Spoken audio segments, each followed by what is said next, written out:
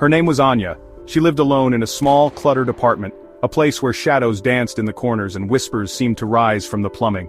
She had always been uneasy around mirrors, sensing a wrongness she couldn't explain, but recently, it had become unbearable.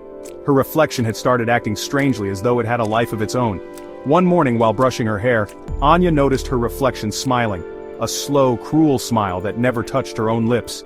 She whipped around, heart pounding, but there was nothing there. Just the empty doorway and the faint scent of lavender, a scent she didn't own. Fear, cold and sharp, pierced through her. This was no trick of the light.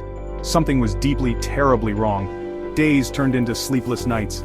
Anya avoided her reflection, covering the mirrors, yet she could feel its eyes on her, watching, waiting. The line between reality and illusion blurred. Was she going mad, or was something sinister seeping into her world from the other side of the glass? The apartment felt like a cage, its walls closing in. Desperate for fresh air, Anya fled to the nearby city park, a green oasis in the concrete jungle. She found a quiet bench near a pond, hoping the tranquility of nature might calm the storm within her. As she sat there, her gaze was drawn to her reflection in the still water of the pond, and there it was again, that chilling discrepancy. Her reflection was looking up at her, not down, its head tilted at an unnatural angle. It raised a hand, beckoning her closer, its lips forming words she couldn't hear but understood with a primal fear. Panic surged through her. This was madness. This couldn't be real. She scrambled back from the pond, her mind a whirlwind of fear and confusion. The world around her seemed to tilt, the ground unsteady beneath her feet. Nothing felt real anymore. She hurried through the park, her breath catching in her throat, every rustle of leaves, every chirp of a bird sending shivers down her spine. She just wanted to go home, to crawl into bed and forget this nightmare. But then she saw it again. Her reflection. This time, it was staring at her from a shop window, its expression cold and calculating.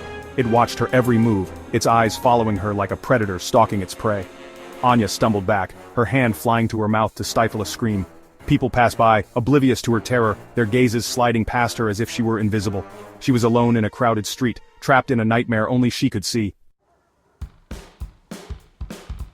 Back in the confines of her apartment, Anya felt a strange sense of calm descend upon her. It was as if, after days of struggling against the tide, she had finally surrendered to the inevitable. She walked slowly to the bathroom mirror, the one she had covered with a sheet days ago. Her hand trembled as she reached out and pulled the sheet away. Her reflection was there, waiting for her. It was no longer smiling, no longer menacing. It simply looked at her with a strange mix of sadness and pity. And then, it spoke. "You think you're trapped?" the reflection whispered, its voice a hollow echo of her own. "You have no idea." Anya stared back, her heart pounding against her ribs. The reflection reached out, its fingers pressing against the glass, leaving behind a faint shimmering handprint. And in that moment, Anya understood. It wasn't the reflection that was trapped.